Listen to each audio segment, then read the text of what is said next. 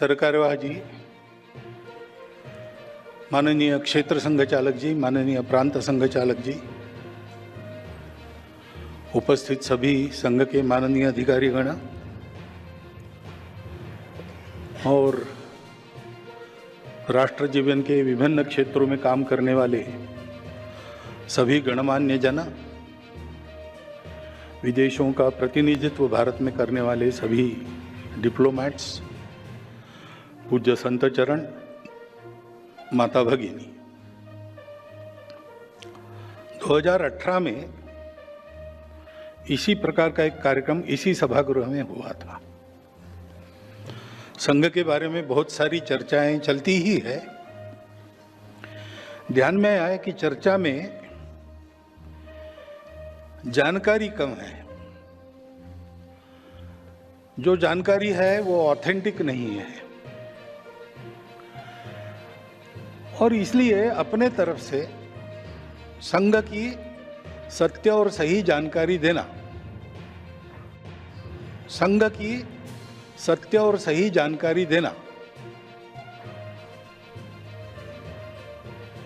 जो भी संघ के बारे में चर्चा हो वो परसेप्शन के आधार पर न हो, फैक्ट्स के आधार पर हो।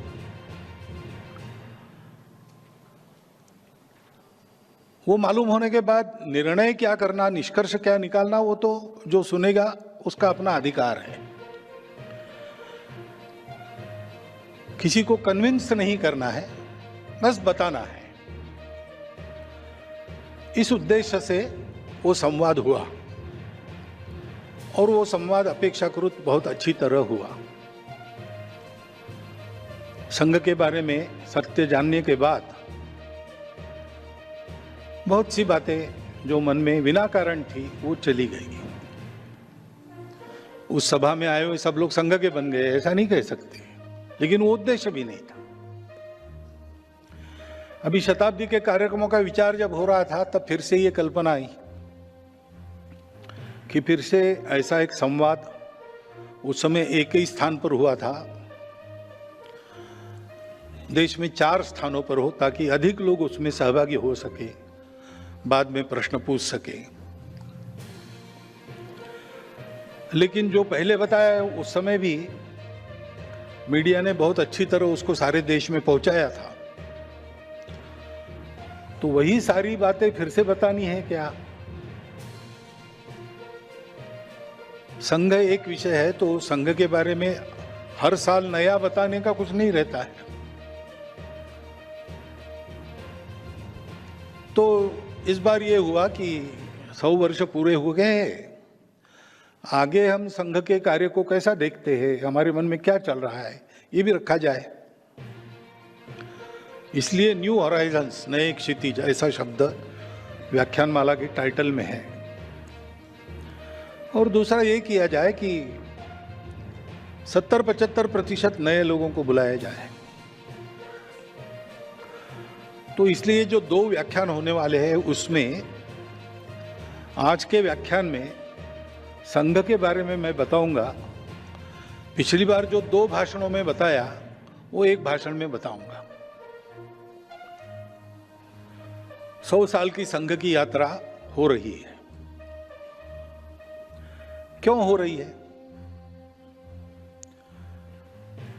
संघ चलाना है ऐसा नहीं है। संघ चलाने का एक उद्देश्य है। और ये राष्ट्रीय स्वयंसेवक संघ क्यों शुरू हुआ, इतनी सारी बाधाएं वगैरह आई, स्वयंसेवकों ने सारी कठिन परिस्थितियों में से रास्ता निकालकर इसको चलते क्यों रखा, और 100 साल चलने के बाद भी नए क्षितिजों की बात क्यों कर रहा है, इसका अगर एक वाक्य में आपको उत्तर देना है तो वो वाक्य संघ की प्रार्थना के अंत में हम स्वयंसेवक लोग रोज कहते हैं, भारत माता की जय। अपना देश है, उस देश की जय जयकार होनी चाहिए। उस देश को विश्व में एक अग्रगण्य स्थान मिलना चाहिए। लेकिन क्यों मिलना चाहिए? अग्रगण्य स्थान तो एक ही देश प्राप्त करेगा और विश्व में सैकड़ों देश हैं। उसके लिए भी एक नई स्पर्धा उत्पन्न करनी है क्या? तो ऐसा कोई इरादा नहीं है, लेकिन उसके पीछे एक सत्य है। दुनिया में इतने देश है, क्यों है? विश्व बहुत पास आ गया है। अभी ग्लोबल बात होती है।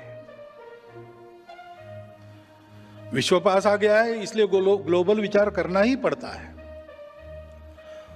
तो एक देश के बड़े होने का महत्व क्या है? तो यद्यपि सारे विश्व का जीवन एक है, मानवता एक है, फिर भी वो एक जैसी नहीं है। उसके अलग अलग रूप है, अलग अलग रंग है। और ऐसा होने के कारण विश्व की सुंदरता बढ़ी है, क्योंकि हर एक रंग का अपना अपना कंट्रीब्यूशन है, योगदान है। और अगर विश्व के इतिहास को देखते हैं तो स्वामी विवेकानंद का वो कथन कि every nation has a mission to fulfil, प्रत्येक राष्ट्र को एक मिशन होता है दुनिया में जो फुलफिल करना है। प्रत्येक राष्ट्र का विश्व में कुछ योगदान होता है जो समय समय पर उसको करना पड़ता है। वैसे भारत का भी अपना एक योगदान है। विश्व के किसी देश को बड़ा होना है, अपने बड़प्पन के लिए नहीं होना है, उसके बड़े होने से विश्व के जीवन में जो एक आवश्यक नई गति चाहिए वो पैदा होती है, उसका उस प्रकार का योगदान होता है। इसलिए योगदान करने लायक उसको बनना है, इसलिए बड़ा होना है। और इसलिए संघ के निर्मिति का प्रयोजन भारत है, संघ के चलने का प्रयोजन भारत है, और संघ की सार्थकता भारत के विश्व गुरु बनने में है। क्योंकि भारत का एक योगदान दुनिया में हो, योगदान उसको देना है, उसका समय आ गया है। इसके बारे में कल हम अधिक चर्चा करेंगे। परंतु ये भारत के उत्थान की शुरुआत कब हुई? तो एक धीमी और लंबी प्रक्रिया है जो अभी भी चल रही है। हमारे इतिहास में हम जानते हैं कि हम वैभव के शिखर पर थे, स्वतंत्र थे, फिर आक्रमण हुए, हम परतंत्र हुए, और 2 बार बड़ी परतंत्रता झेलकर हम स्वतंत्र हुए। उस परतंत्रता में से मुक्त होना ये पहला काम था। अपने देश को बड़ा करना है तो स्वातंत्र्य आवश्यक है। श्रृंखलाओं में बंधा आदमी स्वतंत्रता प्राप्त नहीं कर सकता, और इसलिए अपने लिए कुछ कर भी नहीं सकता है। तो ये स्वातंत्र्य के लिए प्रयास शुरू हुए, और एक व्यापक अखिल भारतीय प्रयास, उसके लिए युद्ध 1857 में हुआ, 57 में हुआ। वह युद्ध कुल मिलाकर विफल हुआ, और उस विफलता के कारण देश में विचार शुरू हुआ कि ये हमारा देश है, हमारी जनसंख्या प्रचंड है, हमारे अपने राजा महाराजा है, हजारों मील दूर से आकर मुट्ठी भर लोग जो इस देश को जबरदस्ती चला रहे थे, उनके सामने हम हार कैसे गए, हार क्यों गए? तो बहुत आशावादी लोगों का उत्तर था कि इस बार हार गए तो क्या हो गया, फिर से एक बार ऐसा ही प्रयास करना चाहिए, सशस्त्र क्रांति। तो एक धारा वो फिर से बह चली, क्रांतिकारकों की धारा। देश के लिए अपना जीवन, अपना यौवन हवन करने वाले लाखों उदाहरण उस धारा में से निकले जो हम सब के आज भी प्रेरणा स्रोत है, आदर्श है जीवन के बारे में। देश समर्पित जीवन कैसा होता है। परंतु उस धारा का प्रयोजन समाप्त हो गया स्वतंत्रता मिलने के बाद, और इसलिए सावरकर जी उस धारा के एक दैदीप्यमान रत्न थे। उन्होंने स्वतंत्रता के बाद पूना में अपने उस क्रांतिकारक अभियान का समापन विधिवत कर दिया, सार्वजनिक कार्यक्रम करके।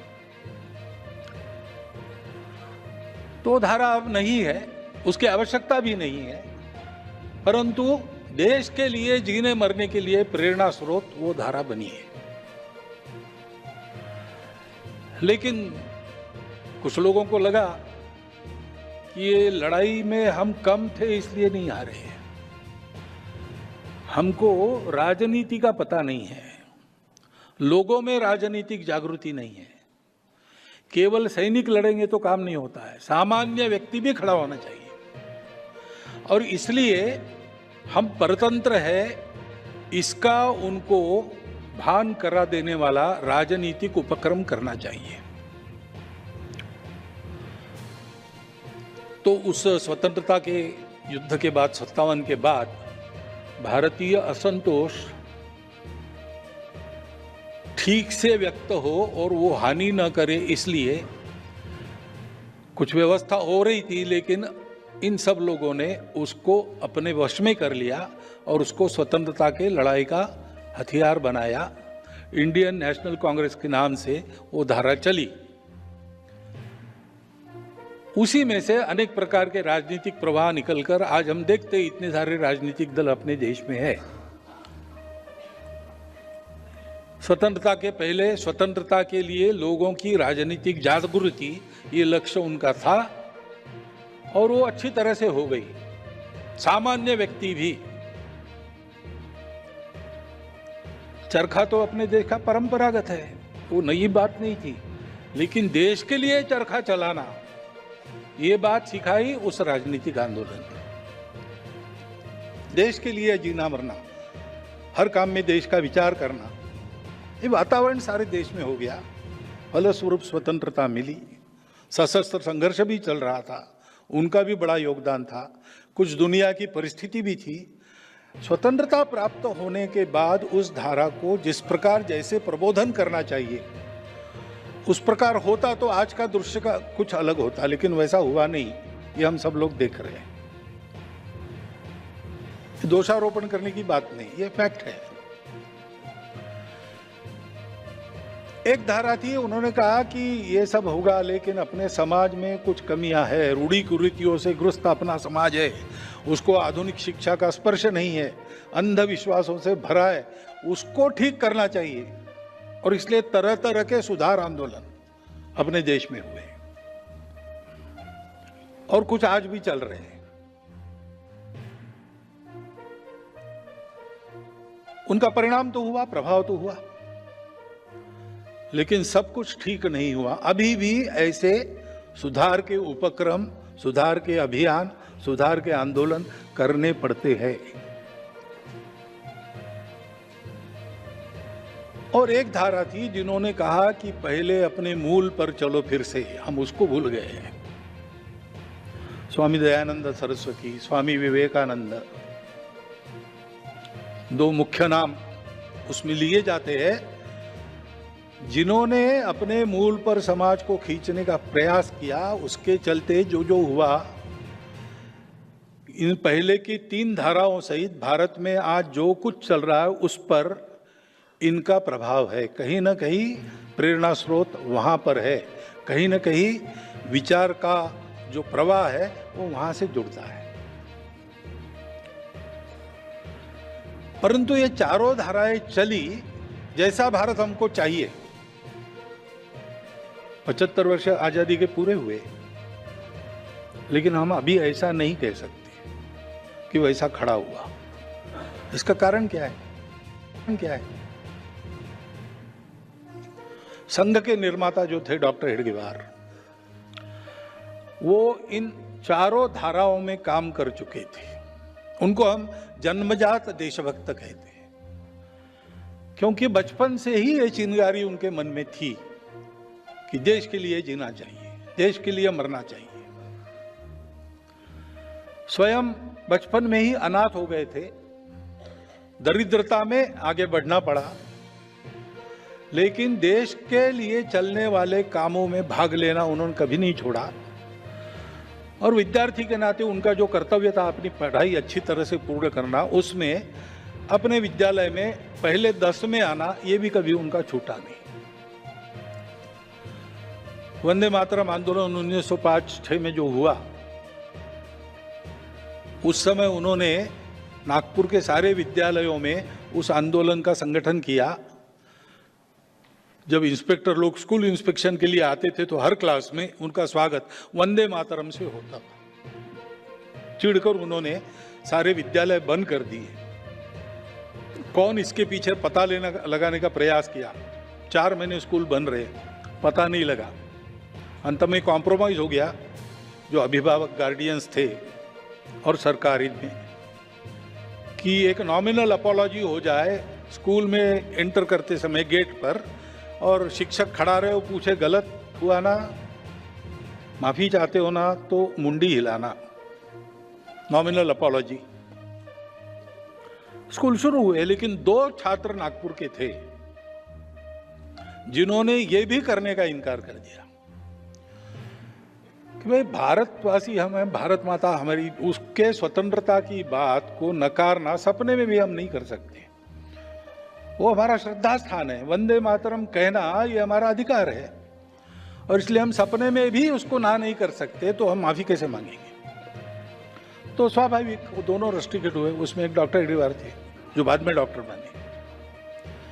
फिर उस समय राष्ट्रीय विद्यालय चलते थे, उनमें जाके उन्होंने अपनी पढ़ाई पूरी करी। मैट्रिक में इस परिस्थिति में भी वो फर्स्ट क्लास में पास हुए। नागपुर के लीडर लोगों ने उनका ये स्पार्क देखकर, ये चिंगारी देखकर तय किया कि इनको कलकत्ता जाना चाहिए, मेडिकल पढ़ना चाहिए। मेडिकल की पढ़ाई का बहाना है, परंतु करना है वहां क्या, क्रांतिकारकों की कोऑर्डिनेशन कमेटी वहां है, अनुशीलन समिति, उससे संबंध स्थापित करना और क्रांति कार्य पश्चिम भारत में भी शुरू करना। तो उनकी योजना के अनुसार पास में पैसा न होते हुए भी चंदा करके जो थोड़ा जमा हुआ, उसके आधार पर डॉक्टर साहब कलकत्ता गए। किसी लॉज में जगह नहीं थी, तो अपने 2 मित्र एक कमरे में रहते थे, उनके बिस्तर के बीच की जगह में अपना बिस्तर लगाया और उन्होंने मेडिकल की पढ़ाई भी अच्छी तरह पूरी की, फर्स्ट क्लास में हो गए, और क्रांतिकारक समिति से संबंध भी स्थापित कर लिया। स्वर्गीय त्रैलोक्यनाथ जी चक्रवर्ती, स्वर्गीय रासबिहारी बसु, इनके लिखे पुस्तकों में उनका उल्लेख आता है। उनका कोड नेम कोकेन था। कोकेन चंद्र एक जीवित वास्तविक व्यक्ति थे जो चंद्रनगर में रहते थे, लेकिन उनके नाम से इनका वहाँ का चलता। सीआईडी को पता लगा तो कोकेन को अरेस्ट करने वो चंद्रनगर जाके उनको लेके आई दूसरे को। ऐसी कहानी भी है। ये सब उन्होंने किया, लेकिन क्रांतिकारक आंदोलन भी बंद हो गया। अनेक लूपहोल्स के कारण, अनेक कमियों के कारण अंग्रेज सरकार ने उसको दबाने में यश प्राप्त किया। इनकी मेडिकल की पढ़ाई भी पूरी हो गई। 3000 रुपये मासिक की एक नौकरी बर्मा में उनके लिए तैयार थी। प्रिंसिपल ने कहा, इन्होंने कहा मैं नौकरी करने के लिए नहीं आया हूँ, मैं तो अपने देश के लिए काम करने वाला हूँ, और इसलिए नागपुर वापस आए। चाचा जी ने विवाह के बारे में पूछा, चाचा जी को पत्र लिखा कि इस जीवन में मुझे दूसरा कोई काम करना नहीं है, क्योंकि उन्होंने प्रतिज्ञा की थी अनुशीलन समिति में प्रवेश करने के पहले।